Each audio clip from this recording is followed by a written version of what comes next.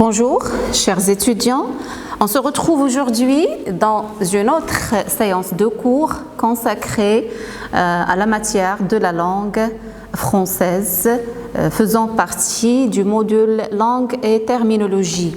Langue ou bien langage juridique constitue la matière principale de ce cours. Comme d'habitude, je vais revenir un petit peu en arrière pour rafraîchir notre mémoire sur quelques éléments principaux du cours précédent pour pouvoir enchaîner d'une manière cohérente toujours. Dans une séance précédente, nous avons essayé quand même de définir ce que c'est que le discours, quelle est la différence établie entre la notion discours et langage. Le discours, ce n'est que le langage dans sa dimension communicative. Cela veut dire, parler de discours, c'est parler d'une situation de communication bien réfléchie, qui a certainement des parties de communication bien déterminées, avec un contenu bien réfléchi, bien étudié, et puis qui vise un objectif à réaliser. Alors, pour réaliser cet objectif de communication, certainement que le contenu du message doit être un contenu d'une cohérence suffisante. Maintenant, le discours juridique, c'est le discours qui nous intéresse dans notre cours. Qu'est-ce qu'un discours juridique? Eh bien, on se réfère à la définition utilisée par Gérard Cornu qui insiste sur le fait que ce discours, ce n'est que le langage du droit en action, ou bien, plus exactement, le langage en action dont le droit. Et là, on insiste sur le fait du rapport du langage et de l'action dans un domaine précis, celui de droit.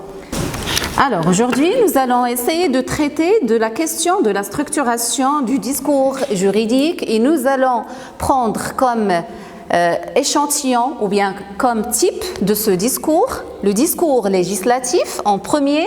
Par la suite, nous allons passer à la structuration du discours juridictionnel. Commençons d'abord par le discours législatif. Le discours, bien sûr, législatif, ça concerne là. Ici, on parle du texte législatif. Et le texte législatif, il peut avoir plusieurs formes textuelles, ça dépend de l'objectif de chaque situation de communication. Bien sûr, on ne peut pas cerner tout type de texte législatif, mais on va prendre comme échantillon de travail le texte normatif. Le texte normatif, à savoir le texte de loi. D'abord, il s'avère nécessaire de définir ce que c'est que la loi. La loi, c'est un texte qui permet de regrouper des normes applicables à une matière juridique selon une logique thématique. Alors, qu'est-ce qu'on doit retenir dans cette définition? D'abord, la forme textuelle. La forme textuelle, et puis, il y a un regroupement. Un regroupement, ça veut dire plusieurs éléments qui sont organisés. Quels sont ces éléments-là? Ce sont des normes ou bien des règles qui servent à être applicables à une matière juridique, mais qui sont regroupées aussi selon une condition logique et thématique. Autrement dit, ce regroupement-là, il suit un enchaînement d'idées. Bien sûr, c'est pour faciliter l'accès au droit ou bien à la matière juridique. Faciliter l'accès, là, on fait appel à la question de la compréhension d'un contenu juridique. Et là, bien sûr, un contenu juridique, ça concerne toute personne normale ou bien le citoyen d'une manière générale, comme elle peut concerner aussi les catégories professionnelles qui exercent le droit, qui pratiquent le droit. Et alors, cette matière normative, ou bien le texte normatif, il doit être d'une certaine cohérence qui facilite l'accès au droit pour toute catégorie de récepteurs. Et ceci nécessite cette cohérence textuelle interne. Cela veut dire que le texte de loi, il doit être structuré suivant un ordre et un enchaînement logique pour garantir la lisibilité des règles et faciliter la compréhension. Et alors, cette structuration, cette organisation de tout texte de loi, il passe par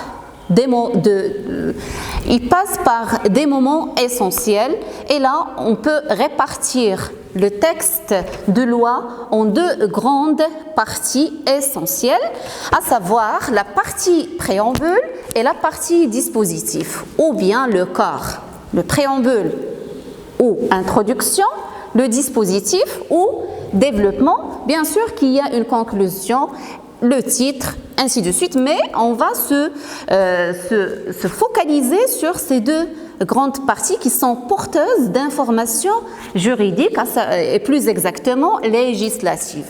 D'abord, le préambule. Qu'est-ce qu'un préambule? Comme je viens de le dire, c'est une sorte d'introduction. Il est considéré plus ou moins important que le corps, mais il est quand même nécessaire pour introduire, présenter la matière qui va être développée par la suite. Et puisqu'on parle de la matière de structuration, d'organisation textuelle qui concerne cette forme de préambule, il est à signaler que le préambule est structuré en paragraphes. C'est l'unité textuelle qui sert à construire le texte de préambule ou bien la partie textuelle du préambule. Maintenant, le préambule ou bien cette partie textuelle, quel est son rôle par rapport à la totalité du texte de loi? Comme son nom l'indique, préambule, ça veut dire présentation, exposition, mais de quoi? Exposition surtout des buts visés et des motifs qui peuvent légitimer une loi qui est en phase de vote ou bien qui présente et explique une loi en phase d'application. Autrement dit, le préambule indique d'une manière claire, simple et concise les raisons pour lesquelles un projet de loi est soumis ou bien un texte de loi est utile à être utilisé. Étant un texte de présentation et d'introduction, le préambule utilise différents procédés qui assurent cette présentation claire du sujet de la loi en question. Et ceci par différents procédés, à savoir le procédé de définition. Cette définition qui cherche à contextualiser le sujet d'abord dans un contexte juridique pour le situer par rapport à d'autres textes juridiques préexistants et en dégager l'intérêt actuel. Et en dernière étape de préambule vient la phase de l'annonce de plan du texte normatif. Cela veut dire l'annonce des points essentiels qui vont être développés au niveau du dispositif de la loi.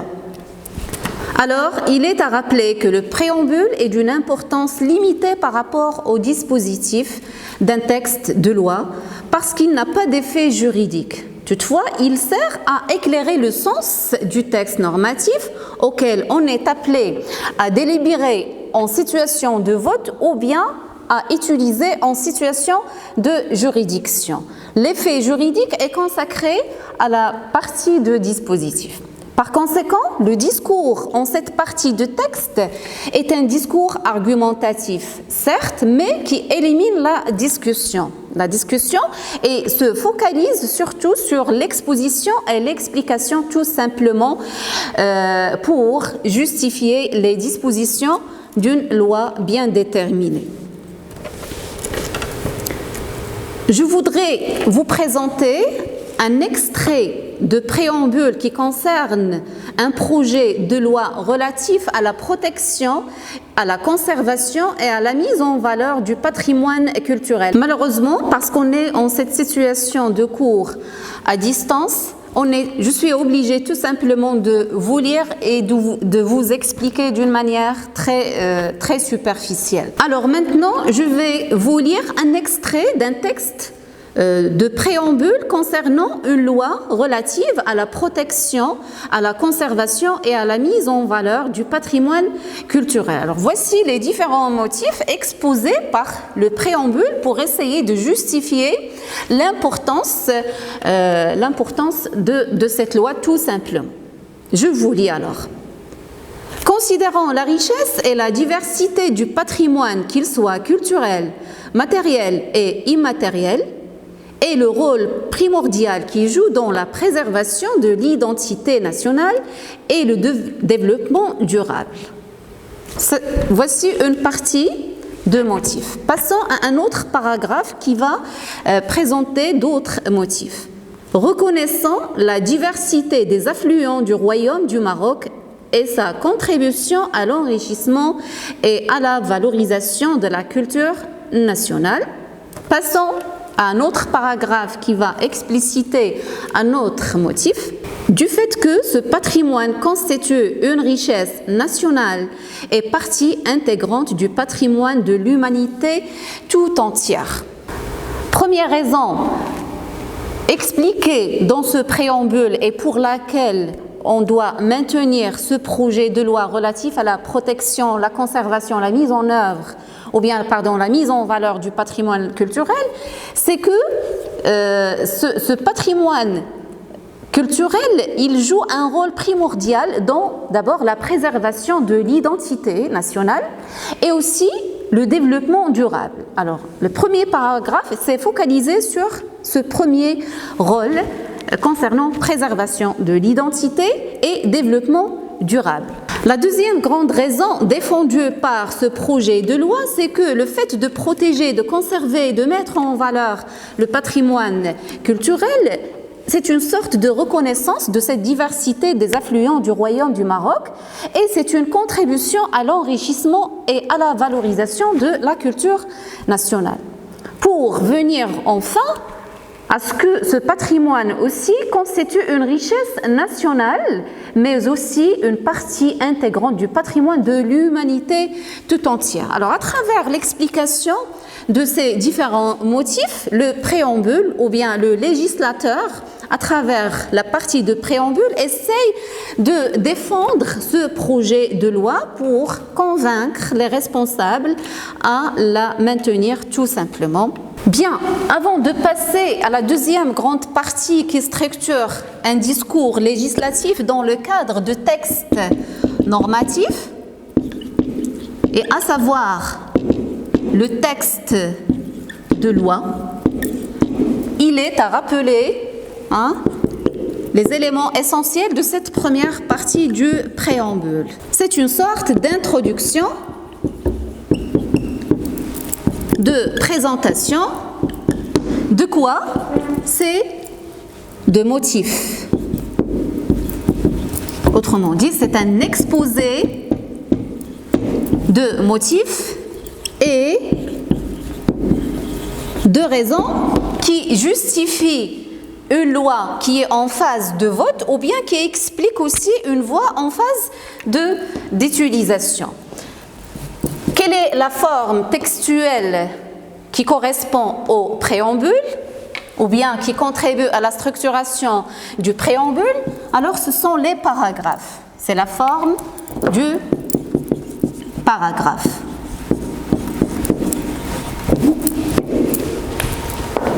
Autre chose à signaler, c'est que le préambule n'a pas d'effet juridique. Ça, c'est très important. Cet effet juridique, ça sera l'objet du dispositif d'un texte de loi. Alors maintenant, on passe à la deuxième partie de ce texte de loi législative, à savoir le corps ou bien le dispositif de la loi. Comme nous l'avons déjà expliqué, la loi, ce n'est qu'un construit textuel dans lequel s'enchaîne un ensemble d'unités sémantiques qui concernent bien sûr l'explication et la présentation des normes applicables à un champ juridique. Maintenant, si nous avons vu qu'en partie de préambule, on se sert de cette forme de paragraphe pour construire les idées, au niveau du dispositif, on doit avoir recours à une autre forme textuelle structurant le contenu de ce dernier, à savoir la forme de l'article. Qu'est-ce qu'un article ? Ou bien une clause juridique, c'est une unité formelle principale de construction d'une disposition de loi. Quelles sont alors les caractéristiques d'un article? La première des choses à retenir, c'est qu'un article, il doit être numéroté. Ça, c'est une condition nécessaire. Pourquoi alors cette forme numérotée? C'est pour l'identifier dans la loi en question, en vue de faciliter le référencement aux dispositions sans risque de confusion. Comme nous l'avons déjà expliqué, le principe essentiel de l'existence de la matière juridique, c'est la précision. On n'a pas droit à l'erreur ou bien à l'ambiguïté, puisque l'objectif final de cette matière juridique, c'est la réalisation de la justice. Et bien sûr, quand un juge veut interpréter un fait juridique, il doit l'interpréter à la base d'une matière législative, à savoir la norme. Et la norme, elle est expliquée et explicitée dans cette forme textuelle, à savoir l'article. Et pour faciliter le référencement de juge, on doit recourir à cette forme numérotée. Toujours dans le souci de précision et de la non-ambiguïté de la matière législative, il y a un certain nombre de normes de rédaction qu'il faudrait garantir dans cette phase de texte de loi. D'abord, l'article, il doit être bref et concis. Ça, c'est la première condition. Un article, il doit correspondre seulement à une seule idée développée et non pas plus. Autrement dit, un article ne doit pas mélanger entre deux propositions pour pouvoir examiner chaque proposition à part. En cas de vote, cette exigence est une condition de clarté puisque la loi doit être votée article par article. Alors, ceci nous conduit vers la taille des articles. Comment sont les différentes tailles des articles dans le cadre d'un texte de loi? Bon, ce sont des tailles différentes. On peut avoir des articles très brefs qui correspondent en une seule phrase, comme ça peut aller ou bien ça peut s'étaler sur plusieurs phrases et ça peut donner des articles très très longs. Et alors, un article peut se subdiviser parfois en paragraphes. Et puis, le paragraphe est subdivisé à son tour à des alinéas et même en sous-alinéas. Si cela peut dire quelque chose, c'est que la taille, il n'y a pas une taille recette pour un article de loi. Ceci est très lié à la matière et à la nature de la matière qui est expliquée dans chaque article. Maintenant, les articles. Si on parle d'une structuration, d'une certaine cohérence, certainement cet enchaînement, ça se fait selon une logique et ceci nous renvoie au type ou bien aux différents types des articles. Le type d'article est très lié à son objectif. Ça veut dire si on utilise ou bien si on rédige une partie de texte de loi dans un article, ce dernier, il requiert une fonction par rapport à l'objectif qu'il cherche à déterminer dans cette partie de texte. Et là, et bien sûr, l'article n'est pas une unité indépendante, c'est une unité qui dépend d'une autre unité précédente et qui donne lieu à une autre unité suivante. Autrement dit, c'est un élément d'un ensemble, c'est un maillon d'une chaîne logique. Alors, nous commençons par un premier type d'article qui est nécessaire bien sûr à tout texte, à tout dispositif de loi, à savoir les articles de définition. Certainement, avant de commencer à expliquer une loi, il faudrait la définir. Il faudrait définir les concepts clés, les termes clés qui constituent le noyau d'une loi donnée. Et l'article de définition est fait pour cette raison-là. Un deuxième type d'article, c'est l'article d'annonce qui assure une fonction de transition pour annoncer les articles qui suivent et toujours pour assurer la cohérence thématique concernant les éléments constitutifs d'une loi. Finalement, les articles de synthèse, et comme le mot synthèse l'indique, ils servent à récapituler et présenter une vue d'ensemble sur ce qui précède. Finalement, la structuration d'un texte de loi, elle suit une logique qui part du général au particulier. Et on trouve des articles, les premiers articles, ils servent à énoncer le principe de la loi, qui sont suivis d'autres articles qui mettent en relief les directives d'une mise en œuvre de cette loi. Encore viennent par la suite des articles qui expliquent les conditions propres à cette loi, suivis par les sanctions et finalement les exceptions. Vous voyez qu'on part du général vers le détail pour bien cerner tous les aspects d'une loi, puisque la matière juridique, elle doit être, ou plutôt la matière normative, elle doit être exhaustive. Alors maintenant qu'on a essayé d'expliquer cet agencement de matière législative au niveau vertical, ça veut dire comment se construit le texte de loi à partir du préambule jusqu'au dispositif, il est nécessaire de s'arrêter sur une certaine structuration au niveau horizontal et surtout au niveau de cette deuxième partie du texte, à savoir le dispositif. Nous avons déjà vu que le dispositif est constitué d'un ensemble d'articles qui mettent au clair une norme ou bien une règle juridique. Et alors, la structuration de l'article, elle est là pour répondre à la structuration de la règle juridique. La règle juridique est composée de deux éléments essentiels. Un premier élément qui se focalise sur la détermination du cas hypothétique, l'explication du cas hypothétique du problème. Une deuxième partie qui s'intéresse à l'explication aussi de la conséquence juridique valable à ce cas hypothétique. Par conséquent, la norme ou bien la règle juridique dans un article est structurée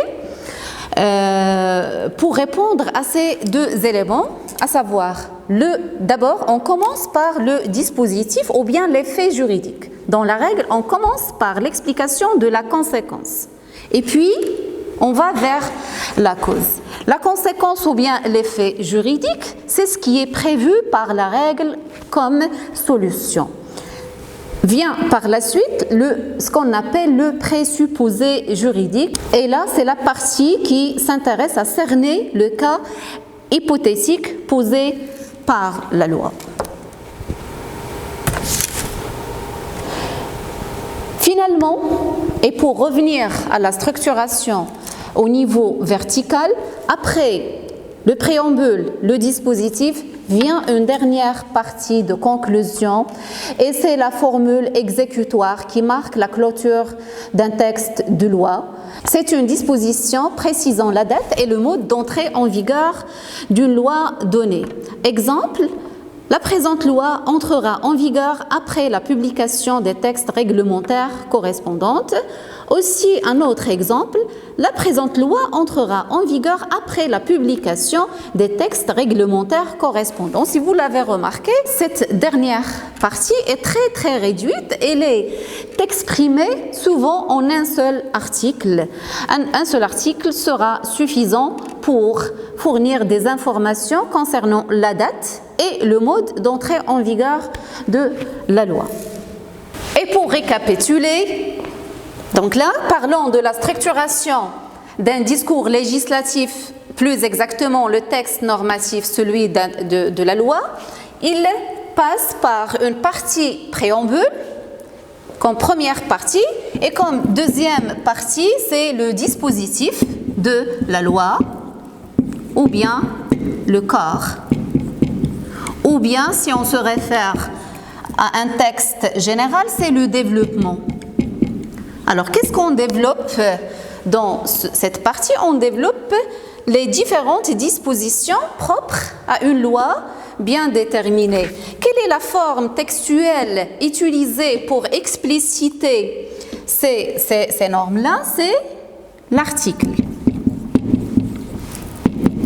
Quelles Quelles sont les caractéristiques de l'article à retenir? C'est d'abord, il est numéroté. Pourquoi? C'est pour faciliter le référencement dans le cas de l'utilisation ou bien dans le cas de traitement si on est en phase de projet de loi. Deuxième chose, la rédaction de l'article, il doit répondre à certaines normes. La première, c'est la précision et la brièveté. Alors, il doit être précis et bref. Qu'est-ce que cela veut dire? Cela veut dire un article, il doit correspondre à une seule idée développée. Autrement dit, on ne doit pas mélanger entre deux propositions parce que si la loi est en phase de projet, on délibère ou bien on vote article par article. Et si la loi ou bien le texte de loi est en phase d'utilisation aussi, on doit revenir sur un détail bien précis qui concerne le cas problématique. Maintenant, parlons de la taille de l'article. Elle est diversifiée.